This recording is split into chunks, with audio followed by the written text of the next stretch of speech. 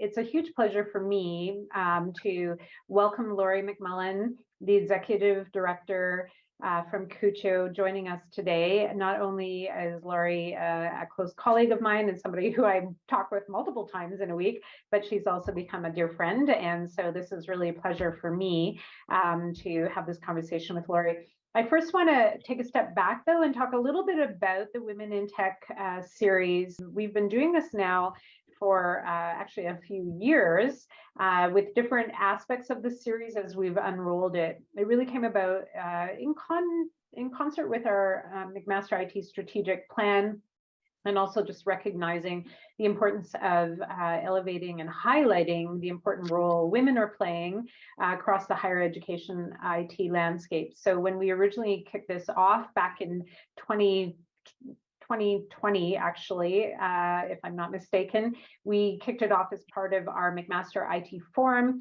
We had Rola Dagger come and join us. Naveen Chawra was our first Women in Tech, and we really highlighted the women in tech here at McMaster University and some of the great and exciting things people are doing across the institution.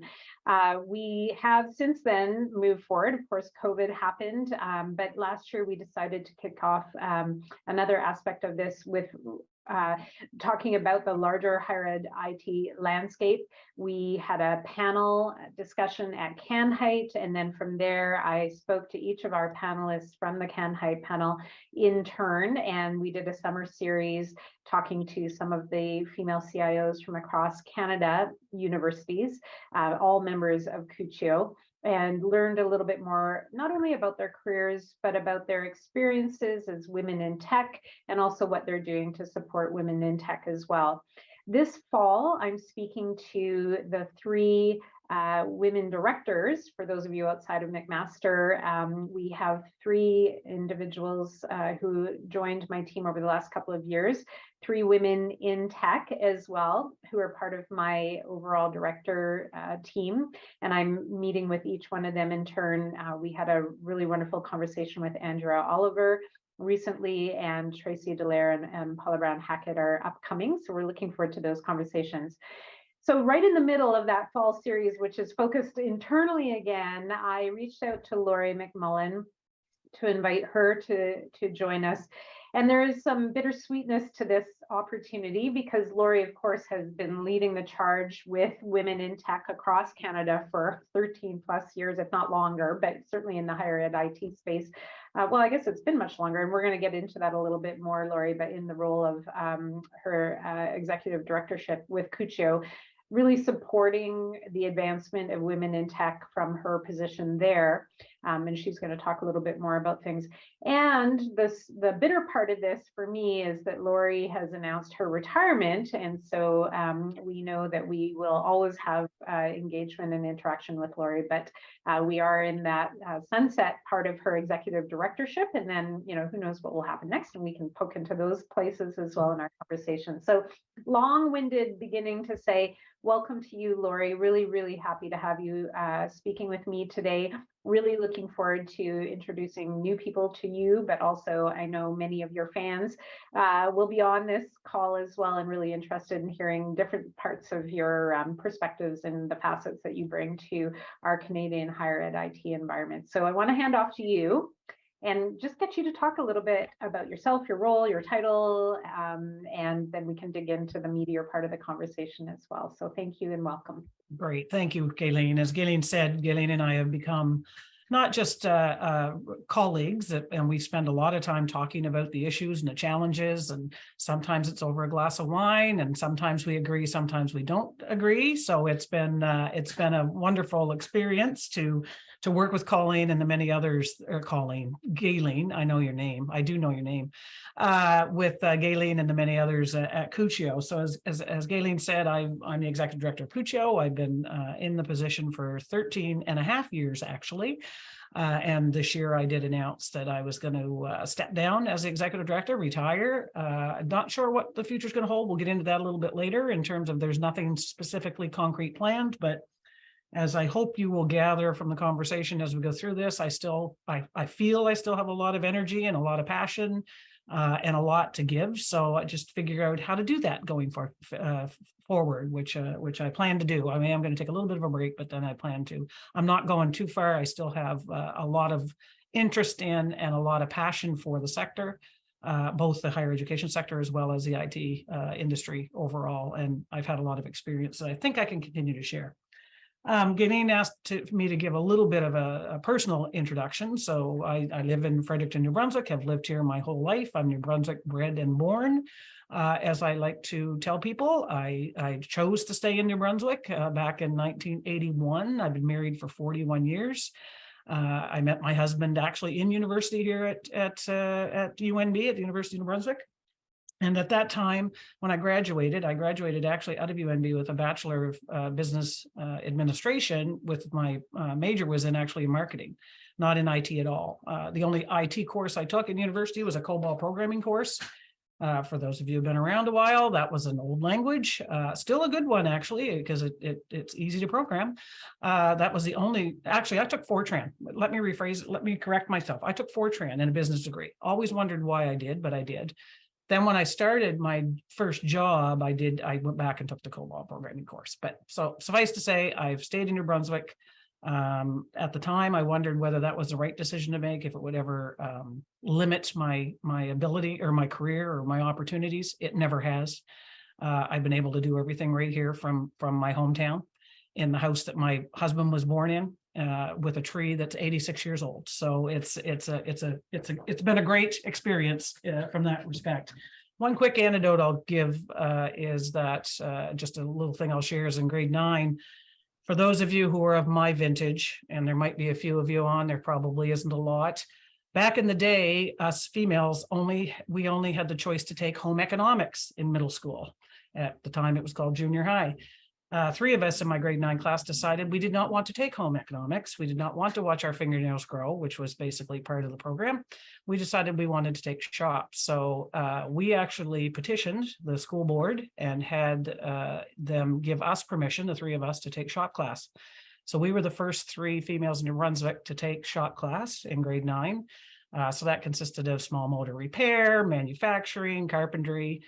And during the manufacturing component of the program, I happened to be dating one of the boys in the class, and I had long hair like I do, and I was working on the drill press and whipped my head around and got the hair caught in the drill press and ended up pulling the hair out of my head from about here to here.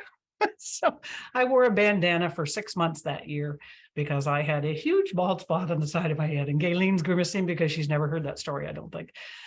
So grade 9, one of the first females in the province to actually push against the need for females to take home economics, and as a result ended up with a pretty significant hair loss during that year, but it all worked out in the end. It continued to be fearless, I'm guessing, Laurie. Yeah, exactly. I think that actually it's a fabulous anecdote, which I know I have never heard before, and so I'll have to talk to Bob about that one too. Yeah. Heard it a few times. So Bob is Laurie's husband. She mentioned 41 years, which is fabulous. That speaks a lot to your drive, your willingness to push out and do something a little bit different and to be fearless. And I truly mean that, because I feel that you are one of those great fearless folk out there who I've been inspired by and mentored by as well. So the whole component of your journey to become the CUCCIO executive director really is a series of career moves and decisions that pushed outside of the norm. And I think it's really great to set the stage, Laurie, and talk a little bit about that so that people kind of get the contextual understanding of how you ended up in this position. And then we'll get into more about what that means. But really, I'm interested in that career journey that led to you becoming the CUCCIO executive director, because it's really quite fascinating, and it touches a bit on what we've already talked about, your willingness to try new things and to do new things. So please help us understand how did you get there with your Bachelor of Business Administration? Yes, I guess I will start there actually, because I did graduate. I took a job with the provincial government here, which is you're in Fredericton, New Brunswick. It's a capital. There wasn't a lot available to me for marketing in terms of pure marketing. There just isn't. We're a government university town. So I actually took a casual position with the province at the Department of Finance, and I actually ended up being a user of a system that was being built, called the consumer tax system. And at the time, they put me with the project team. So I was with the actual development team. And again, for those of you who know the old languages, it was being written in COBOL. It was, it was a large project. It was a normal waterfall style project, designers, project managers, all those things. So when I got put with the project team, I had not had any exposure to any of this, but I got very interested. So I started picking up, as I jokingly say now, all the bad jobs that the programmers felt that they were too big to do. So I took up all those odd jobs, but my main job, or my main function, was to rewrite every address of every business in the province for the consumer tax system into a standard data format, so that it could go to data processing and be input into the new system. So that was a mind-numbing summer. So I had to fill it in with other things. So that's how I got introduced to the programming side of things. I went back to school and took several programming courses because I could not be hired as a programmer. I wasn't qualified to be a programmer. So I went back to school, took some courses to be a programmer, finally got interviewed and got a job in as a programmer, wrote one program. It compiled cleanly. Well, it didn't compile cleanly the first time, but I remember one of the questions is a highlight in my career. And one of them is a COBOL program that compiled cleanly and actually executed correctly. Wrote one program and thought, yeah, I don't ever want to do that again. So I moved actually more into the design phase, the design side of things, the design, the project management, and followed the normal course of a career, if you think about it, on the application side of in our profession. Moved through the department, went out into a line department in government, similar to a faculty in a university, became the director of IT there. And speaking to the gender side of this, I was the only female, it was the Department of Transportation. I was the only female director amongst probably 22 between directors, because it was a male dominant department. It was the Department of Transportation in the 80s. And so it was all men. So I did that job for probably 5 or 6 years. My tenure for jobs seemed to be 5 to 6, 7 years in main functions. And then the opportunity to become the CIO of the province came up. So I applied and became the CIO for the government in New Brunswick. So again, for those of you who aren't familiar with government, we like the corporate CIO or the central CIO in a university, and with distributed IT. And so I became the CIO for the government of New Brunswick. I stayed in that role for 9 years, and then the opportunity at UNB came up. So I applied for the job at UNB. It's my alma mater, and I thought it sounded like an interesting job to take on after 8 years in the province. And so I went to UNB, and I remember when I applied for the job, it was called the executive director. And I remember talking to the recruiter going, I don't want to do that job. That's not what they need. And the recruiter said, well, go tell them what they need and see how that goes. So that's what I did. And I was hired as the associate vice president of IT. And so I stayed at UNB for 4.5, 5 years. During that time, I was part of CUCCIO. I was part of the inaugural meetings that brought CUCCIO together. I was on the inaugural board. Started to build the community and really have a passion for the community and love being with the community and learning from all of my colleagues from across the country. So when the CUCCIO was incorporated in 2006, but we didn't hire the executive director till 2009, and kind of threw my hat in the ring, and kind of the rest is history for the past 13 years. So it was a kind of a traditional path, but in terms of but then again, not. And I think that's been the interesting thing we've talked about throughout all of the conversations I've had. There are some folks who went through the whole educational process to become, somebody with a computer science degree or whatever the terminology happens to be, or whatever institution that they've gone to. But a lot of people came from other disciplines and then found their way into learning on the job, and then augmenting with some additional training, and then picking up positions, and then just finding a way to move themselves up the ladder in whatever organization or sector that they were in. So I think your story has some traditional components to it. I love the idea that you were able to go in and tell the University of New Brunswick in Fredericton what they needed for the position. So I think that's obviously having a lot of cred, if I can say it that way, because you'd been doing a CIO position for 8 years and really understood what that meant. Right. And that transition out of government and into the higher education sector, before we come to some of the discussion about the CUCCIO over the years, it's a fascinating world when you're looking into an institution. We all know that there's certain, relationship systems, and we call them politics, but it's small p politics when you're Right. looking internally. But what you actually engaged in when you were the CIO with the government, I mean, you were really exposed to what politics with a capital P meant. Right. And you've been able to transition that piece, because some of what we do across Canada is really engage with government and or not-for-profit organization, but government-funded organizations. And so talk a little bit about that. And was that an acumen that you felt like you have innately? Did you develop it? And maybe you can expand a little bit on how you think that's helped you outside of the IT aspect of your career trajectory.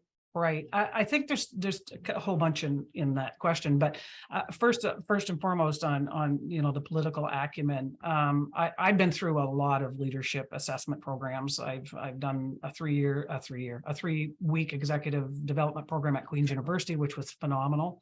Best $11,000 that was ever invested in me, as far as I'm concerned. And I've been, through government, you do working with others and supervisory training and how to do leaders. And I also personally have done an assessment program called Pathfinder.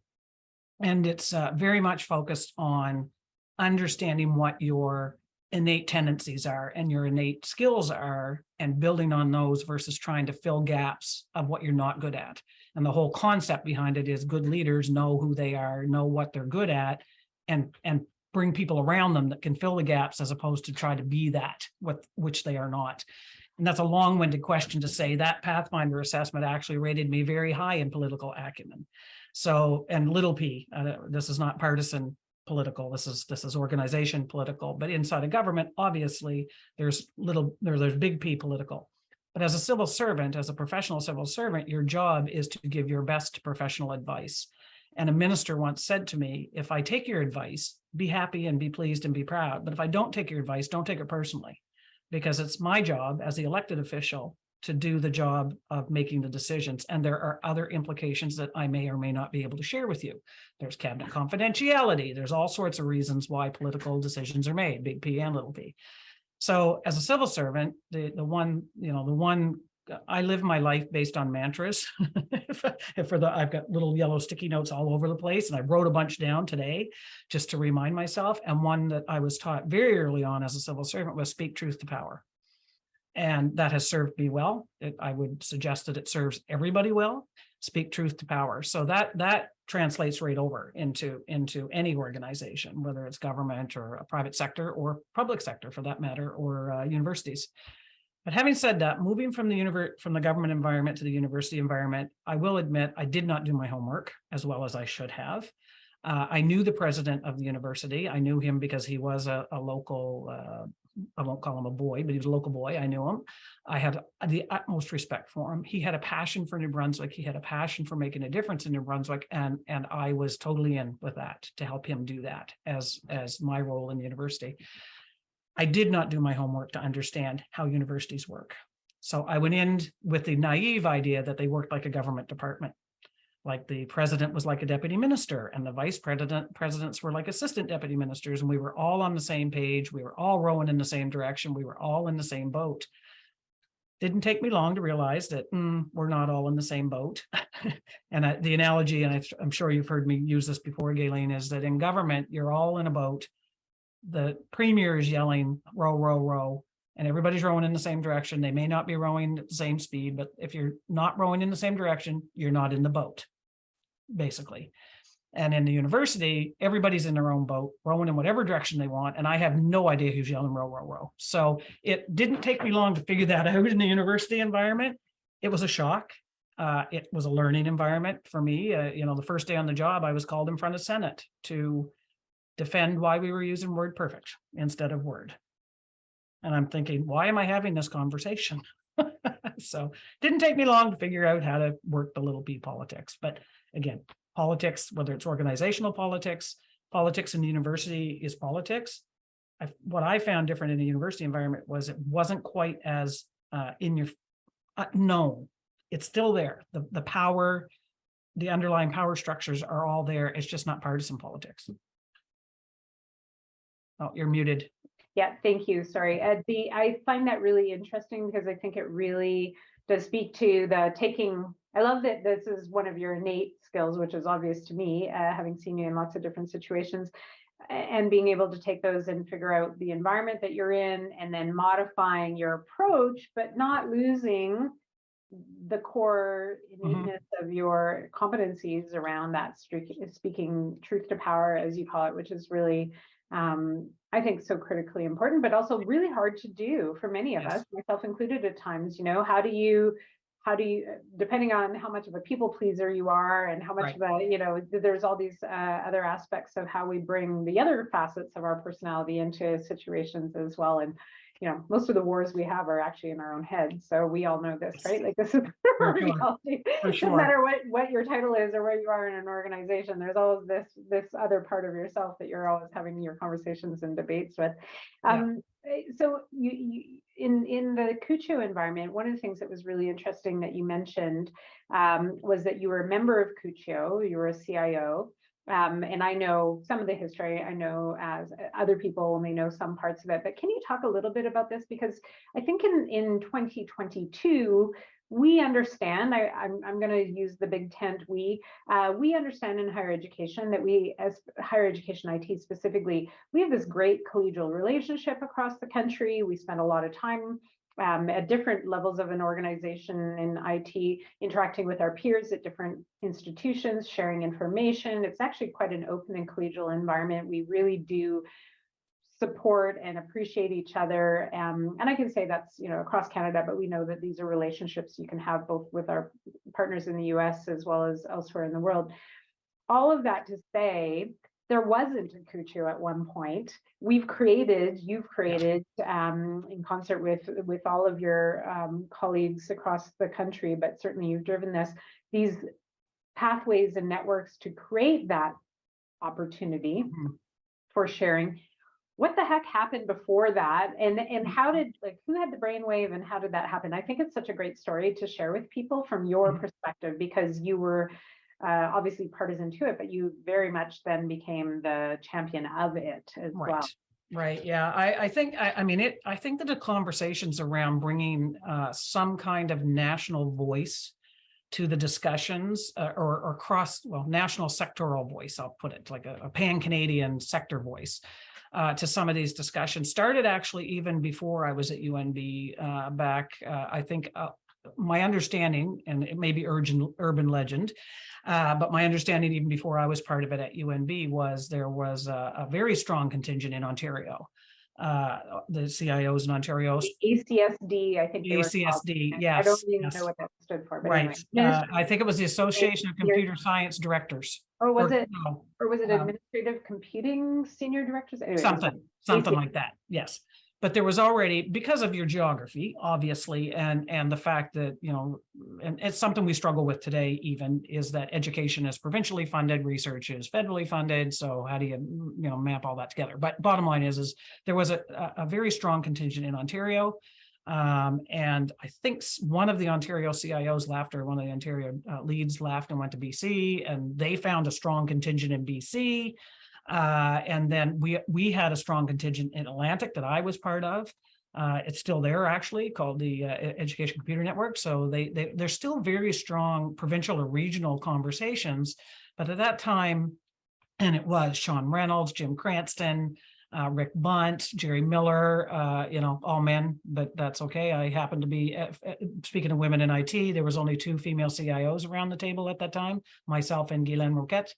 But collectively we came together and said we need to be able to have a facility to bring national perspectives to some of these conversations that we're having, both from an influence perspective, but just from a learning. Because, if you think about even, the large research institutions, they have a commonality, the smaller institutions have a commonality. But, as many times I've said, the issues that our institutions are facing are the same, whether you're in St. Boniface in Winnipeg or whether you're at University of Toronto. Scale, very different. no question. Issues still the same. So how do we harness that knowledge, that experience, that information sharing? It was happening at CanHite. CanHite actually was around before CUCCIO. CanHite, I think the first CanHite was 2003. Prior to that, it was called the Network Conference or something. So it was really focused on the pure technology. And then when CanHite was created, it started to expand out into the business applications and the the other uses of the actual use of technology, not just the technology itself. So they started to bring the strong regions together, and collectively that group basically decided that we needed to do something nationally. And our first meeting, actually, CUCCIO was born, as I refer to it, in 2006 in Halifax at a meeting at CanHite 2006 at Dalhousie University. And we agreed that we needed to come together nationally, and we created a not-for-profit, small not-for-profit, obviously, based on membership fees, very little membership fees. Created a board and said basically anybody who wants to be on the board can be on the board. So we had a board of 17. Which was a little crazy, but oh my God. Yeah, I know. At the time, 17 CIOs especially makes me go, oh my God. Yes, exactly. At the time, though, it was one of these things that we consciously said, anybody who wants to be part of this, we figure you can all contribute, because we need everybody to be engaged and participate to be successful. And that's how it kind of unfolded. So yeah, so for the first 3 years, we ran actually one of the best decisions they ever made. And for those of you who have anything to do with CUCCIO, Greg McPherson and McPherson Management Limited. The first thing we did was hire an association management firm so that we could take the logistical pieces off the desks of the volunteers.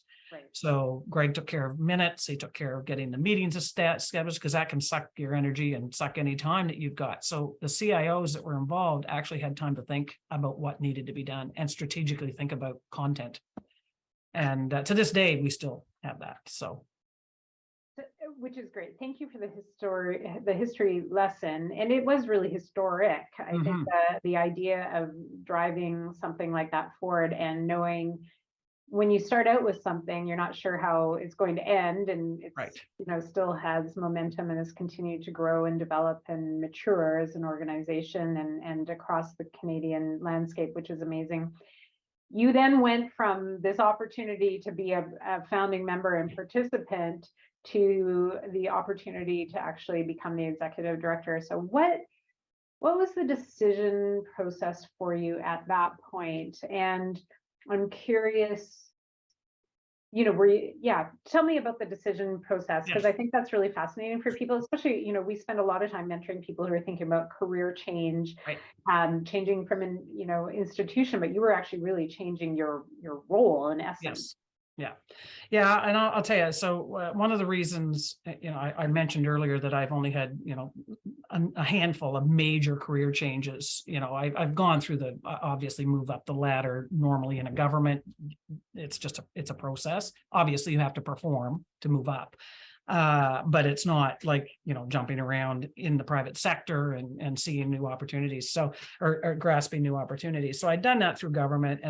But every time I'd made any major career change, whether it was from one department to take the provincial CIO job, or whether it was to move to UNB, I always knew it was time for me personally, because I was starting to see either the same issues come back around, and my response was yes, but, or reasons why it couldn't be successful. And that happened at UNB right around that time. There were some things happening at UNB that I just felt I couldn't push it any further. I felt I couldn't be successful in the way I wanted to be successful. Nothing on UNB, nothing on what was happening at UNB. It was just, I just could not do what I needed to do. So right around the time that was happening, we had decided as an organization, the board, the interim board of which I was part of, decided that we needed to actually hire a full-time executive director, because if we were going to advance the organization, if the organization was going to be what we wanted it to be, either in terms of influence, advocacy, community building, all the things that we do now, we needed full-time attention. So at that point, the decision was made that we would, we had the money, which was good because for 3 years, the organization had been collecting fees and not spending other than on the contract that we had with McPherson Management. So again, good thinking on behalf of the executive. I wasn't part of the executive. I was on the board, but I wasn't part of the executive, to store away some money and say, well, we can do this. We can actually hire some staff or one staff. So that decision was made, the job description went up. And again, keeping in mind at the same time, I was struggling with not being able to do the stuff I wanted to do at UNB. And I looked at this and went, this is perfect. This is exactly. And again, for my age as well. I mean, at the time I was, how old am I now? I was 51. So I was not at the end of my career by any stretch, but I also had 30 years of pensionable service already in. So financially, I was not taking a huge risk to walk away because I had 30 years of pensionable service. So I didn't have the golden handcuffs, as people sometimes refer to them as. It was a risk in terms of, I didn't know if this was going to work or not. Like, this was a startup. This was a total new organization working with a bunch of people from across the country who all had their own ideas about what it should be and what it should do and how it should work. And, you know, what success looked like. So I did step out and said, basically, I'm going to do it. And it's all up to me to, you know, it really isn't totally up to me, but if it's going to be successful, I have the best, not I'm the best person, but I'm going to be put in the best position to be able to make it successful. Yeah. So I threw my hat in the ring, and those same individuals that I worked with to get the organization started had to interview me, which was quite interesting. I can only imagine. It would have been fun to be a fly on the wall. To sit on the, to sit and sit around the table. Because again, they'd worked with me for 3 or 4 years, but they didn't know me in this capacity, obviously. Sure. So it was quite an interesting conversation. But anyway, they made the offer. You know, I gave my notice at UNB and said, I'm going to do this. And yeah, so that's kind of, that was March 2009. Yeah, and so amazing, because really we'll get pretty close to almost 14 years by the time, you know, it's like that. So that is, you know, risk involved, mitigated risk, right? You understood from a financial perspective. I'm presuming you had the support of your spouse, Bob, and he, you know, because for him also change, right? Like every time you take on a new position, and you are sort of you're like the classic version of an early or ahead of time hybrid worker. I mean, you've always been essentially not in an office. I mean, you rent a space sometimes, but you work from home and you work from wherever you are essentially. So that was probably quite a change as well. You're a very social person. That may be alarming for you to learn, as I say it to you now, but how have you created that? Because that is one of the interesting challenges when you go into a situation like you're in. Right. Maybe you can add a bit more color to that than myself, but you know, you do have some independent work time before you get into, and then you have this massive amount of, you know, wow, people time as well. Right. Yeah. And like on that. It's interesting when you ask that, because I was asked that several times by friends and colleagues here in New Brunswick who knew me and who knew I was taking on this national position from Fredericton in an office, like you know, you can't say because of my background, but I'm in a 10 by 12 office by myself in a building in Fredericton that I did rent. I needed to be out of the house. Yeah, they were saying the same thing. How are you going to do that? Because you are a social person. You do get your energy from people. But initially it was fine because I actually had enough of people for a while and wanted to step away. As I used to say, the best part about my job was always the people. The worst part was always the people. So it really did allow me to step away from the operational requirements and operational demands that, you know, that you have on you as a CIO, that all of the CIOs and all of the directors, anybody who's listening to this, have those demands on them. I could step away from that and actually kind of let it go and then focus on build. But it was challenging. I won't say it wasn't at the beginning to make sure that I had that connection. Now, having Greg as the other, he's not a staff member, but the other colleague helped a lot. Even virtually then, we would do a lot, not this way, because this has actually gotten much, much better. It was I mean, a lot of things have changed. There's a lot of phone calls. Exactly. Yeah. So there was a little bit of that, but we had 3 meetings a year, as you know, and so that helped feed that need for for people time. You asked about Bob being supportive. For sure he was, but when we talked about the financial part of it, for those of you who don't know, Bob was a stay-at-home dad, has been his since our son was born. Yeah. So there was a little bit of risk for him. He's looking at it going, oh, if this tanks, if it doesn't work, you're the only breadwinner. So what happens then? I don't know. Well, we'll figure that out when it happens, if it happens. So yeah. So there was a little bit of that. I don't want anybody to assume that I had a golden pension that I could sit back on, because I couldn't do that. That it was parked until later. Yeah. So it was a little bit of a risk there, but it was a startup. And again, it was a startup without the risk of me having to go find venture capital. Yeah. My venture capital was the members' fees, and those member fees were being driven. My angel investors were the 42 CIOs that started the organization, and their willingness to get their institution or their own budget to support idea and ideal. Maybe I can say both of them. Yeah. Absolutely. So highlights, lowlights. So if you could think of 3 major wins.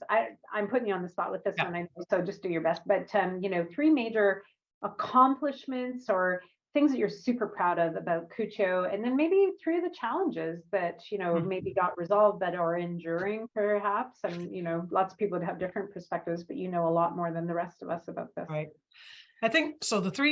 I'll start with the accomplishments. And I think the recognition, I think for me, and I think for us, all of you as the CIOs, because I do believe CUCCIO is the collective voice of the CIOs. CUCCIO is also an organization that I sit in as an employee, but CUCCIO is also the broader community. So there's many on this call that are part of the broader community, whether it's your direct reports, whether they're members of our special interest groups, whether they participate just by being at Canhite or whatever. But in terms of CUCCIO as the voice of the CIO, I think one of my proudest moments was when we were advocating on behalf of our member institutions to something that the federal government was trying to suggest they put in place for the National Research and Education Network, and those are the connection fees. So we basically collected our voices. I facilitated the collection of the voices and said, basically, no, that does not make logical sense. Here's why. We didn't say, don't do it. We laid out an argument or a proposal or the context and said, basically, this does not make sense. This is why, and laid it all out. We were at a meeting and the letter that CUCCIO wrote was actually referenced by a president and a vice president of research. And Universities Canada, who is the other big organization, obviously, that advocates on behalf of the sector's interests, also reflected us and said, basically, here's what CUCCIO was saying, meaning the voice of the CIOs, not CUCCIO, the organization. And it makes perfect sense. And they got behind it. So that was actually pretty phenomenal in terms of That's when I think CUCCIO became known and it got its feet underneath it as in that role. To this day, we still have that very much. CUCCIO as a collective, CUCCIO as an organization is seen as the subject matter experts, the people to come to when they're talking about anything to do with information and technology. Universities Canada works with us closely all the time now. They will not comment on anything like that without talking to our community, facilitated by CUCCIO, the organization. And so, yeah, so that's really a big part of it. I think the other one more internally is our leadership development program, of which you were a significant player in. Developing those cohorts of IT leaders. We're in our 5th year. So that means we've had 20 or 100, close to 100, more than 100 probably, individuals go through that program. Some have gone on to become CIOs in colleges or in other areas and moved on. And I think that's a direct a result of the community that they belong to and the support that we gave them. And I guess the third one is just the growth of the community itself. We have 900 people in our tenant right now, 900 guests. So that is connecting 900 people from across the Canadian university IT community. And so it doesn't sound like a lot, but that's a pretty big connection to make. We've probably got room for growth, but that's okay too. It'll come over time. Yeah. So yeah, in terms of the surprises, I guess some of the learnings I had, I'll put it that way, was when I first went into the role, was learning to listen to the CIOs, recognize I was no longer a sitting CIO. So recognizing when to bring my expertise to the conversation, but not my opinion necessarily. So that was a little bit of that took a bit for me to figure out that, okay, I'm not the CIO at UNB anymore. I'm the executive director. My job is to bring the CIO's perspectives to the table, develop consensus, challenge some thinking and ask questions, seek to understand, but don't tell. So that was a little challenging. And to this day, some of the challenges are still around. I'm a believer in buy into good ideas, and the details can be worked out later. Sometimes the details need to be worked out, and that's not my forte. So thank you, Adrian. I know you're on the call. Thank you, Greg, if he is on the call. Well, yeah. Well, back to what you said earlier, we need to really lean into our competencies and our skills and what we bring, our strengths and what we bring to the table. And then you surround yourself with people that can augment the components that you may have, but it's not your passion place. It's not the thing that you love to do. And, or in some cases, yeah, it's a little bit more work. And so somebody else can do that for you. Yeah. Okay. Yep.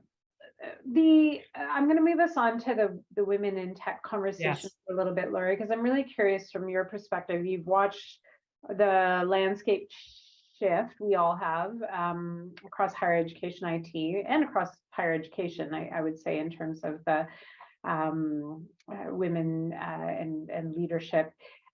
From where you sit, I know that the numbers are still, they've improved over time in terms of how many women are CIOs out of the larger cohort of our CUCCIO peers. And what do you think are some of those trends or changes that have taken place over the last 2 decades? You've been a CIO, now you work with many CIOs. Any thoughts about what you think are trends? How are we doing, and how are we emerging from what was to what will be? Yeah, in terms of the actual numbers, at the CIO level, there is, I think our latest count was, I think, 38 or 40% out of 75 CIOs. So we're getting there in terms of women in CIO as leaders positions. I think part of it's it's circumstantial. We have a number of institutions that have interim CIOs and things, just due to circumstances. So I think, though, I've seen it, as I mentioned earlier, Gayleen Roquette and I were the only 2 females in the room, and I think that's just part of where the CIO function has actually developed from. The CIO role at an institution, and even in governments and other, used to be the chief. More from the technology side. I was going to say the chief. I know your title is CTO, for whatever reason. Yeah, exactly. So, but the role, as I look at the CIOs or the leads that I worked with back when CUCCIO was first being created, and even back in my government days, it came out of the running of the data centers, the running of the networks, what I would call the pure technical career paths. And then as time has moved forward, and as the role of, not just the role of the CIO, but the role of IT as a strategic enabler, as a change opportunity, leveraging the use of information and technology to change the way we do things, those roles have changed. So now you're seeing, people in other places, applications or wherever, coming in, and so that opens it up to a lot more diversity in terms of the people that are coming to those roles with those skills. I've always struggled with this, because in government, when we did it, back in my CIO days there, IT was actually a gender neutral profession in government. Now, having said that, most of the pure tech skills, what I'll call the pure technical skills, were male. Most of the project management, business analysis, that type of role, strategic planning, was female. Right. Overall, the IT profession was gender neutral. So we always struggle with IT. I struggle with the women in IT component. It's what part of IT. Right. Right. I think we're dealing with it now in cybersecurity, obviously. The pure tech skills still probably are pretty male dominant. But if I look around, even our 2IC level, our director level, our SIGs, yeah, I don't know that it's male dominant Yeah. in general, overall. Yeah. Right. Yeah, so that's, I mean, there's just a trend generally that we're maturing across the board, and people are seeing their path, maybe I can say it like that, to find Right. the way to bring those strengths and their own areas of passion and interest into something that maybe looked a little more that they were on the outside of. I don't Right. know. I mean, everybody would have their Right. own perspective Yeah. on it. So Yeah. so I mean, you've seen lots of changes and trends, and you mentor people too. And how, for you, can you talk a little bit about the importance of mentorship, whether you had strong mentors, but how you show up in as a mentor to mentees, and Yeah. what you think is important for people to take away, whether they want to be a mentor or a mentee? What's your wisdom there? Right. Yeah, I want to touch a little bit on the women in leadership piece too, because that's where my mind turns. Sure. Not so much the women in IT, but women in leadership. Leadership. Yeah, it happens to be within IT. And so, yes, I had strong, again, back in my government days, I had strong deputy ministers, strong female deputy ministers who I wouldn't call them a personal mentor in terms of I would meet with them regularly or they would advise me, but they were always watching out for me. And I knew it. I did have a couple of situations in government where I needed to draw on that and sticky situations, and that they helped me through that. I knew they were always there for me, but they happened to be two very, very influential and strong female deputy ministers. And so even when I had a female director at transportation, and so I always had female leaders to model my behavior after, and to be able to watch to see what worked for them and how I could model that, or how I could adapt that, or how I could use that. But the one thing I always, again, when I worked in transportation, we had lots of conversations about this, the difference between leadership, whether you're a male or identify as a male, identify as a female, and all of that, we work differently. We just do. And I have always worked differently than my male counterparts, which is fine, but we need to figure out ways to honor both and to make sure that we're okay to be who we are, whatever that is. I think about how I would hope people would describe me, and I think of genuine, I think of passionate, I think of confident, and influential. I'd like to be able to influence, but I also want people to think of me as I do listen. I seek to understand. I don't tell. I will draw my own conclusions. I will share my own conclusions, obviously. And if I'm in a position of having to make a decision, I will make that decision. That's not a problem. But just the way that I do it is very different.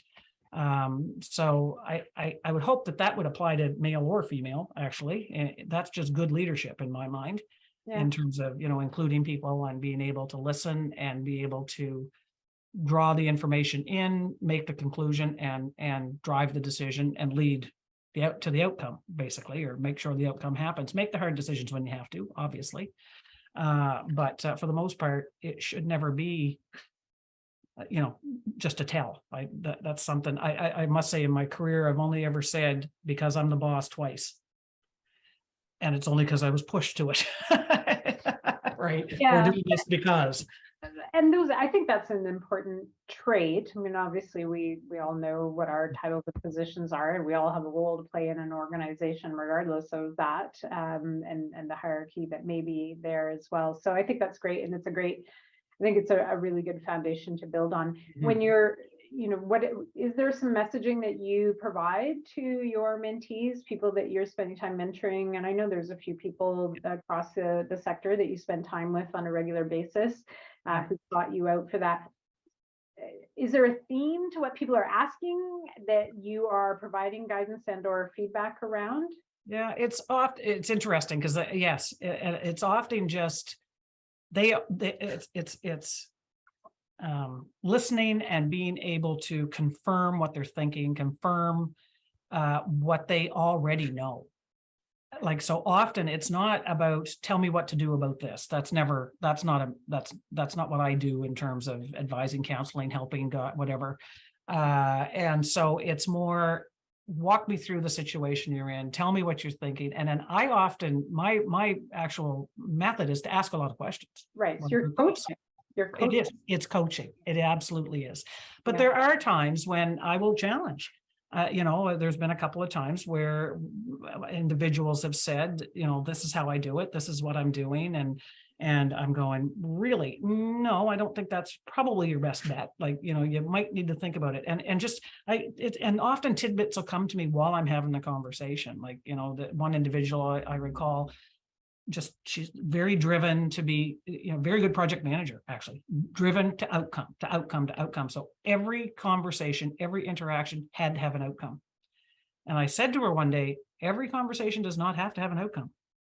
The conversation can be like the relationship you just established is the outcome. There isn't an out, and she'd never thought about it that way. And I'm going, Susan Scott, the conversation is the relationship. I mean, exactly. You need the relationship, having conversation and interacting is very much that is. So exactly. Yeah, that's great. And I think great for people to be able to find someone that they can speak to who is maybe non-competitive and non-threatening in the sense that you're not competing for that next opportunity as a CIO or moving into other organizations. And so there is a safety in that, but also your experience and your proven capability is admirable. And I know that there are many people who are quite interested in spending time with you. So as we move to the end of our conversation, I want to talk a little bit about moving to the end of your career and retirement and, just a reflection on what does retirement mean to you? Because it sounds so like way older and way beyond where you're at in your career. You still bring a lot of energy and you have a lot of energy, many passions and what have you. So let's talk a little bit about that and the decision around retirement. I think I can imagine, based on something you said earlier, some of that reflection to bring you to this point. Can you talk about it? Because it's not, for people who are earlier in their career, they may think, oh, that seems like a million years away. What does it mean? And what are your thoughts about it? I'm like, it's something that when I did finally come to my own conclusion, it was my decision. And of course I talked it over with Bob and all of that, but it was a sort of a surprise to me that I was ready. But it wasn't a surprise. As I said, every time I've made major decisions in my career, it's because of something that's happening and it's been my reaction to it. So same thing happened. Some of the same, if I go back and look at the last 13 years, and I can, because I have pretty much every document, and I will after the new executive director's in and I help with the transition, I am going to spend some time reflecting back on that and document it, because I think it's important for the organization and for the community to have that corporate memory. So I will write that, I will get that done. But one of the things I'm seeing is, as I said, some of the same issues and challenges and conversations that we had in 2006, 2009, 2011, pick a day, are coming back around. They're a little different. Yeah. The context is different. We just lived through 2 years of it. We're still living through a pandemic, so the context is different. I see very much positive change in those conversations. Issues are all the same, but there is positive change around the context, around the maturity of the conversation. But my personal reaction to it is yes, but. And so my personal reaction is been there, done that. And as soon as I have to muster the passion to react, I know I'm done. It's not good for the organization and it's not good for me. So I knew the decision was the right one, that it's time. Having said that, I still, as you've said, I still obviously have a lot of energy. People can tell from just the way I talk. I still have a lot of passion for the sector. I still have a passion, but most importantly, I still have a lot of passion for the community and the people. So I think, I don't think it'll be, I won't be sailing off into the sunset to say goodbye from this community, but I obviously need to give the next leader time to get there, to make establish her own mark, but I'll be there to help there for sure. But I'd still love to do, mentoring or coaching or in the leadership program, or there may be just specific projects that I can deliver on. Absolutely. Yeah. And I think that's what's really exciting about our careers. We've seen that with other peers who've retired from their CIO and higher education IT position and have gone on to do all sorts of really interesting activities and have stayed very current and engaged in a variety of those across the sector as well. and are often brought back in for special needs or initiatives or what have you. So I think that, we haven't seen the last of you yet. I know that for sure. Do you think that there's a legacy that you've brought to this? It's a big word, legacy. Yeah. I think it can feel a little too lofty and a little too, chest thumpy maybe in saying that, but is there something you feel? It's interesting you should ask that, because when the team and I were planning the transition and planning, making sure that the CUCCIO, the organization, CUCCIO, the community will live on as long as the community wants it to live on, it'll live on.